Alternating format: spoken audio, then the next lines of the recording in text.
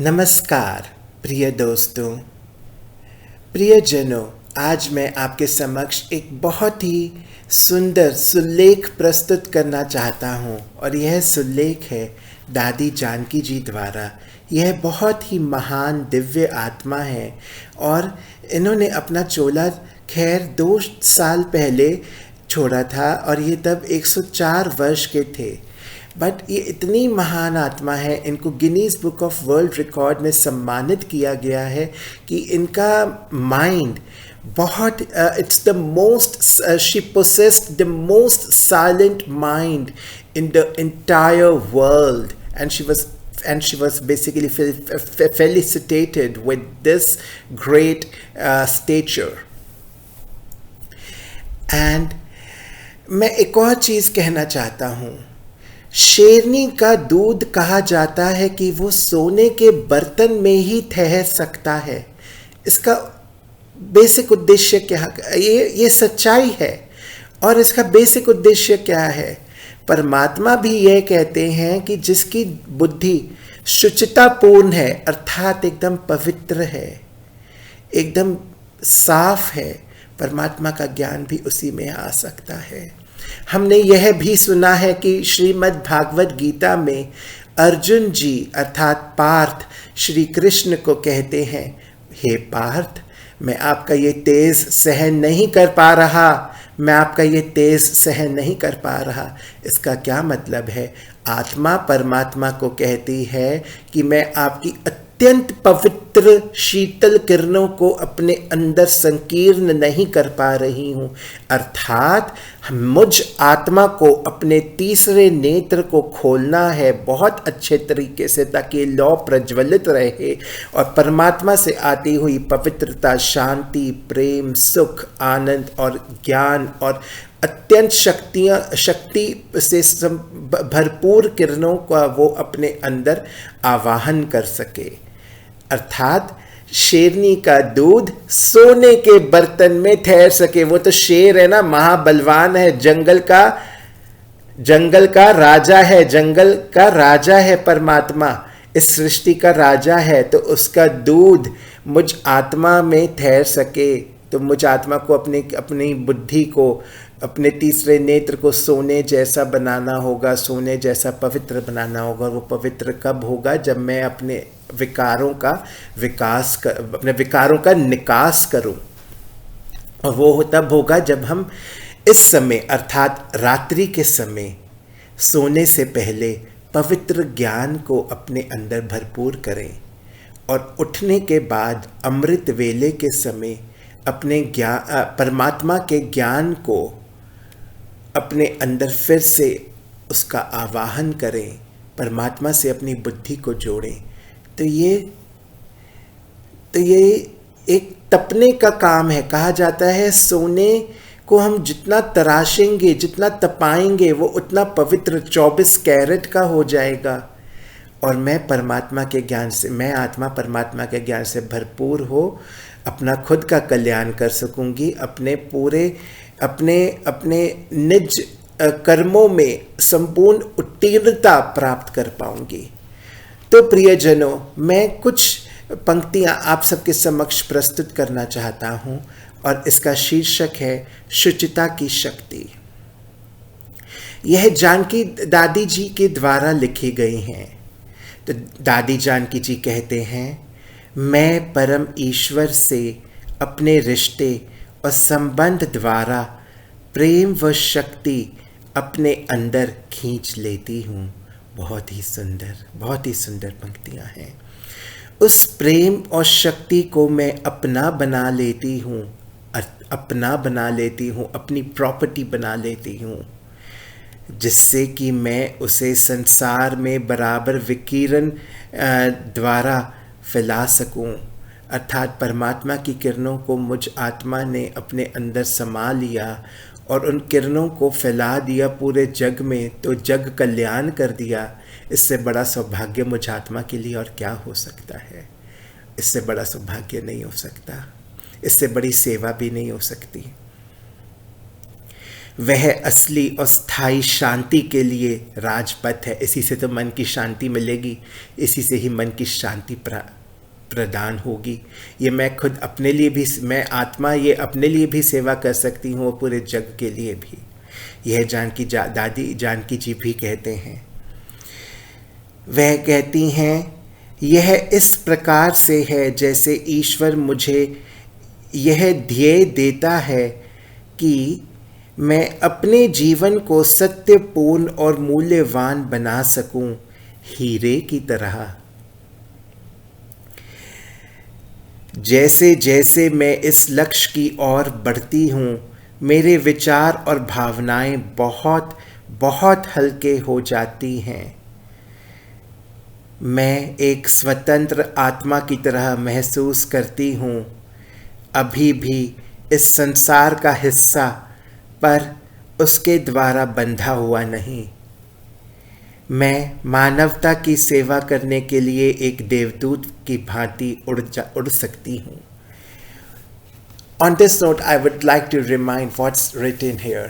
It's written infinity, अर्थात बेहद, unlimited. हम इन्फिनिटी में उड़ सकते हैं, अर्थात न्यारे और प्यारे, अर्थात परमात्मा की शांति से, परमात्मा की पवित्रता से अपने आप को भरपूर किया, उन किरणों को अपने अंदर समा लिया। बस मैं आत्मा और परमात्मा। ये सिर्फ रात्रि के समय हमने किया और सुबह के समय किया, पूरे दिन भर के लिए चार्ज हो गए और सबकी इतनी सेवा भरपूर हमारी वहाँ पे मौजूदगी ही, हमारी मौजूदगी इस संसार के लिए वरदान की तरह साबित हो जाएगी। और ये अपने आप में एक महान सेवा है और इसी से हमें इतनी शांति, सबका इतना आशीर्वाद प्रदान होगा कि ये हमें उड़ा देगा, यह हमें स्वतंत्र कर देगा, एक कमल के फूल की भांति हमें एक खिला देगा। कहा जाता है कमल का फूल कीचड़ में खिलता है, अर्थात हमें इस कलयुग में रहना है। यह दोस्तों, मैं आपको एक बात यह भी कहना चाहता हूँ, यह बहुत कल्याणकारी समय चल रहा है, अर्थात यह कलयुग के अंत और सतयुग के आदि का समय है। अर्थात यह भी कहा जाता है, यदा यदा हि धर्मस्य ग्लानिर्भवति भारतः अभ्युत्थानं धर्मस्य तदात्मानं सृजाम्यहं परित्राणाय साधूनां विनाशाय च दुष्कृतां धर्म संस्थापनार्थाय संभवानि युगे युगे संभवानि युगे युगे संभवानि युगे युगे। अर्थात परमात्मा कहते हैं, जब भी धर्म की अति ग्लानि होगी, वे समक्ष इस धरती पे अवतरित होकर अपने सब बच्चों का, अपनी सर्व संतानों का कल्याण करेंगे। और ये वही समय है, कलयुग की अंतिम वेला है और यह सतयुग की अमृत वेला है। तभी कहा जाता है, अमृत वेले जो प्रभु को सिमरे उसका पूरा दिन बहुत अच्छा बीतता है। तो हम अपना कल्याण भी तभी कर सकते हैं जब हम अपनी इस लौ को प्रज्वलित करें, परमात्मा से जुड़कर और उनकी किरणों को अपने अंदर समा कर, और हमारी मौजूदगी से सर्व आत्माओं का कल्याण हो जाए। यह बहुत बड़ी सेवा है और यही परमात्मा कहते हैं और यही दादी जानकी जी हमें कहना चाहती हैं। परमात्मा का बहुत ही प्यारा देवदूत बनकर यह हमें मैसेज दे रहे हैं। She further says, इससे पहले कि मेरे जीवन में इस तरह का पूर्ण सत्य हो, मेरे अंदर शुद्धता होनी है। शुद्धतः सत्य को मेरे अंदर पुनर्स्थापित करने के लिए मेरे चरित्र और रिश्तों में उसे बैठने के लिए शुद्धता अति आवश्यक है। जो हमने कहा था कि शेरनी का दूध सोने के बर्तन में ही ठहर सकता है, और जैसे भागवत गीता में अर्जुन जी कृष्ण जी को कहते हैं कि मैं आपका तेज सहन नहीं कर पा रहा, तो उसके लिए क्या कहा जाता है, मुझे अपनी लौ को प्रज्वलित करना है, अर्थात मुझे अपनी शुद्धता को, अपनी पवित्रता को प्रज्वलित करना है परमात्मा की याद से। तभी परमात्मा का ज्ञान मेरे अंदर समा पाएगा और हम उनकी किरणों से अपना कल्याण कर सकेंगे और जग का निस्तार कर सकेंगे। तो प्रियजनों, आगे और कहा जाता है, शुद्धता मुझे इस लायक बनाती है कि मेरे विचारों और कामों में नकारात्मकता अर्थात ऋणात्मकता ना हो, तथा मेरे अंदर जो गले सड़े विचार और कमज़ोरियां आ गई थीं जब मैं अपने आप को आध्यात्मिक व्यक्ति नहीं समझती थी और मैं अपने भौतिक माता पिता की संतान हूँ, उससे भी अब मैं मुक्त हो गई हूँ। Dear friends, it's very important that we are blessed with our physical parents, and they are very important. They are like corporeal God on this earth because they have given birth. वो हमारे हद के माता पिता हैं। उन्होंने हमें परमात्मा का उनमें हमें परमात्मा का रूप दिखना चाहिए और वे हैं परमात्मा का रूप हमारे लिए। परंतु मेरे दोस्तों, कई बारी हम ऐसी विकट परिस्थितियों में होते हैं जिसके जवाब उनके पास भी नहीं होते। तब हमारा क्या कर्तव्य बनता है कि हम तब भी उनकी सेवा, अपनी भी सेवा कर सकें और उनकी भी सेवा कर सकें। उस समय हमें अगर परमात्मा का ज्ञान प्राप्त होगा, हम तब इस ऐसी आनंद की स्थिति प्राप्त करें जिससे कि हम अपना भी कल्याण करें और अपनी एक निश्चिंत अवस्था बना लें, अपनी एक ऐसी निश्चिंत अवस्था बनाएं, एक ऐसी आनंदित अवस्था बनाएं जिससे कि हम भी एक स्वतंत्र पंछी की तरह उड़ें और जिससे कि हमारे माँ बाप के लिए भी एक वो सेवा का रूप बन जाए, एक वरदान का रूप बन जाए। क्योंकि कुछ परिस्थितियाँ ऐसी होती हैं, जैसे मान लीजिए कोई एक बच्चा है जो एक बहुत ही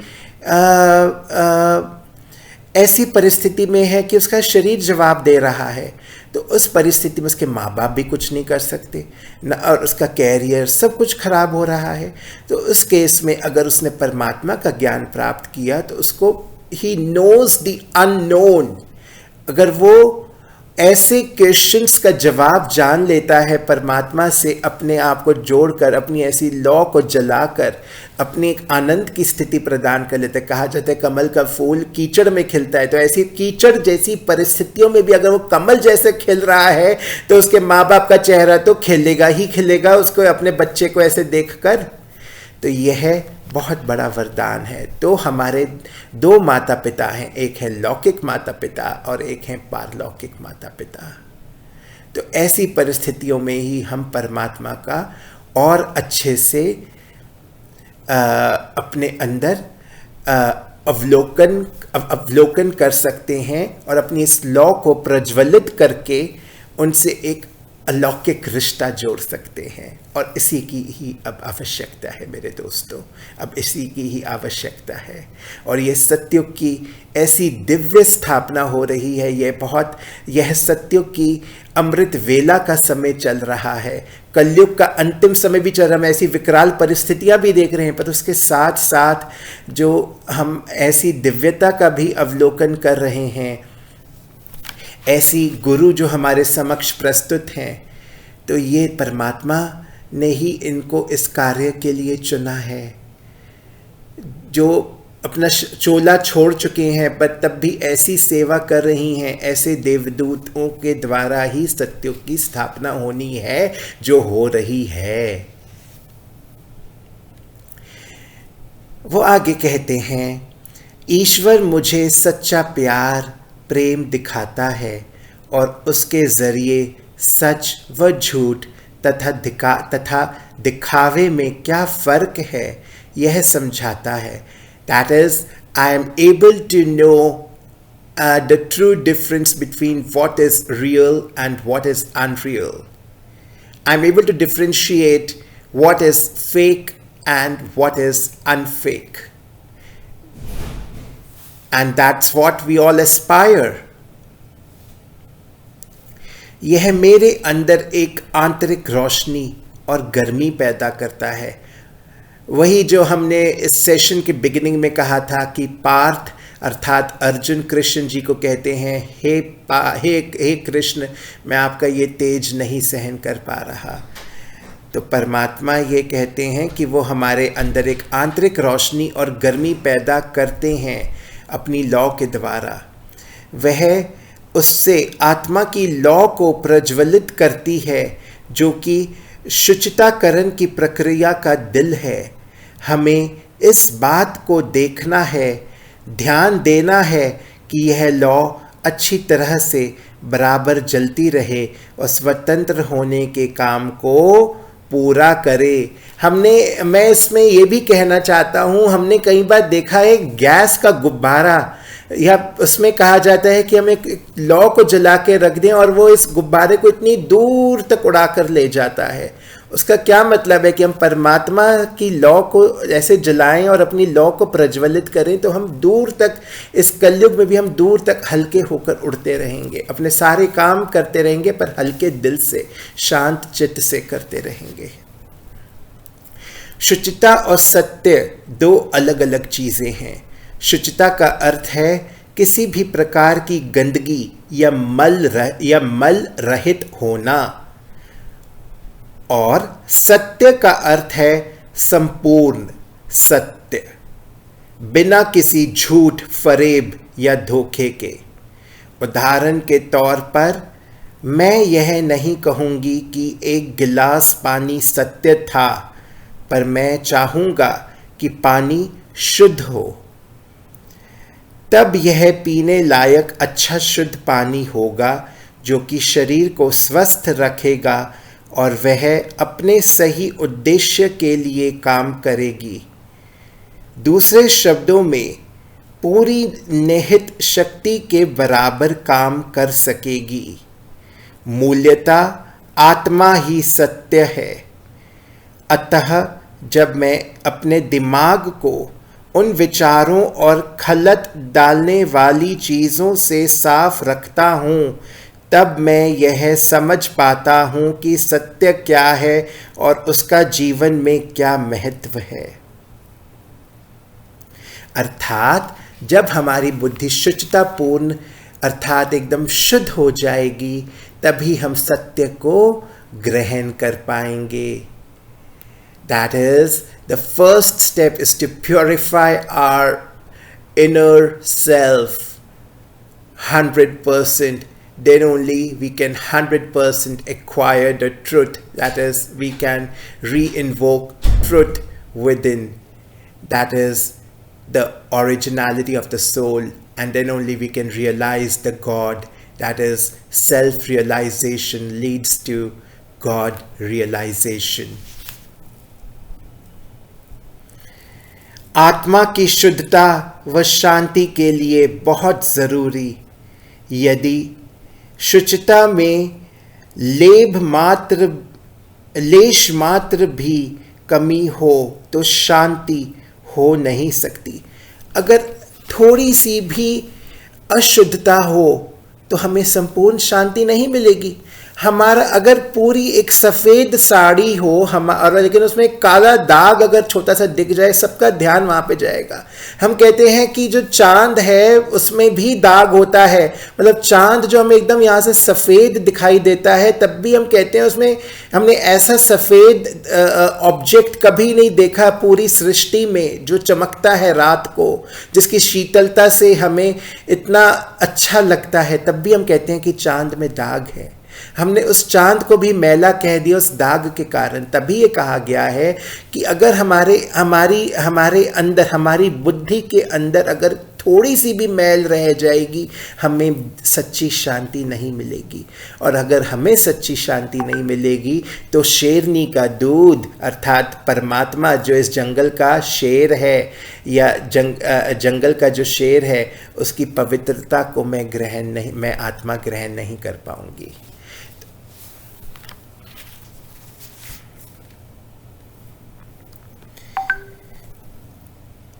प्रेम भी सच्चा और ईमानदार नहीं हो सकता यदि उसके साथ शारीरिक ज़रूरतें मिला दी जाएं तो। कुछ लोग सोचते हैं कि इनके जीवन में शांति है और अन्य लोग सोचते हैं कि इनके पास प्रेम है, पर यदि वहाँ शुचिता ना हो तो फिर वहाँ संतुष्टि नहीं होगी। हो सकता है आप अपनी जिम्मेवारियों से अलग हो गए हों और शांति महसूस कर रहे हों, या लोग आपको प्रेम करते हों इसलिए कि आप खुश रह सके, किंतु जब तक कि आपके अंदर कोई कमज़ोरी है तब तक आप शांति या आनंद अनुभव नहीं कर सकते हैं। आपका प्रेम निरंतर या स्थिर नहीं बना रहेगा। कभी कभी तो आप बहुत स्नेही और अर्थात प्रेमी होंगे, और कभी कभी आप इस लायक भी नहीं होंगे कि स्वयं को प्रेम दे सकें। अर्थात संतुलन अत्यंत आवश्यक है। Balance is extremely important. जो इंसान अंदर से सुव्यवस्थित और संतुलित है वही खुश रह सकता है और वही एक संतुलित सृष्टि का आवाहन कर सकता है।